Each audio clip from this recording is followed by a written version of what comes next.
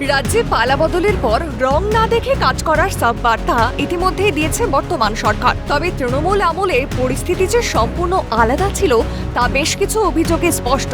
অভিযোগ, দত্তপুকুরে তৃণমূলের শাসনকালে বিজেপি কর্মীদের আধার কার্ড, ভোটার কার্ড ও রেশন কার্ড সহ বেশ কিছু গুরুত্বপূর্ণ নথিপত্র ছিনিয়ে নেওয়া হয়েছিল। মঙ্গলবার তৃণমূলের দলীয় অফিস থেকে স্থানীয় বাসিন্দারা সেই সব গুরুত্বপূর্ণ নথিপত্র উদ্ধার করেছেন। এমনকি আবাস যোজনার বেশ কিছু কাগজপত্র উদ্ধার হয়েছে, যা দেখে স্থানীয় বাসিন্দাদের অভিযোগ এই কারণেই হয়তো বহু বৈধ মানুষ আবাস যোজনার ঘর পাওয়া থেকে বঞ্চিত হয়েছিলেন। খবর পেয়ে ঘটনাস্থলে পৌঁছয় দত্তপুকুর থানার পুলিশ।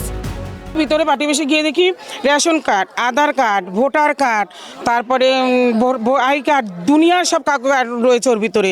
ঘরের আবেদন যারা করেছে সে কাগজও ওর ভিতরে, প্রধানের পর্যন্ত কাগজ রয়েছে ওখানে। স্থানীয় বাসিন্দাদের আরও অভিযোগ, তৃণমূলের দুষ্কৃতীরা সাধারণ মানুষের রেশন কার্ডেরও অপব্যবহার করেছে। এটা তো টিএমসির পার্টি অফিস ছিল আগে।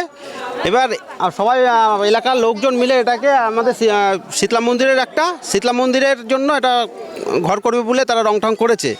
আর তারা এখন ঘর খুলে দেখছে যে তাতে Aadhaar card, ration card, PAN card, তারপরে যেসব খাদ্যসাথীর কার্ড আছে, মানে অনেক রকমই কার্ড তারা মানে ভর্তি ঘরে। এটা তো আর রেশন কার্ডে সব কটা সই করা আছে, আপনাদের দেখিয়েছি, সব কটা সই করা আছে, তারা রেশনও তুলেছে। আজ জনগণ মানে এলাকাবাসীরা উদ্ধার করেছে বলে তাই জানতে পারলাম। আমি এলাকাবাসীর কাগজ তো এখানে দেখতে পাচ্ছি, এখানে প্রচুর 150 থেকে 200 কাগজ রয়েছে এবং আমি নিজের পরিবার দিয়ে এটা রেশন কার্ড দিয়ে ভুক্তভোগী।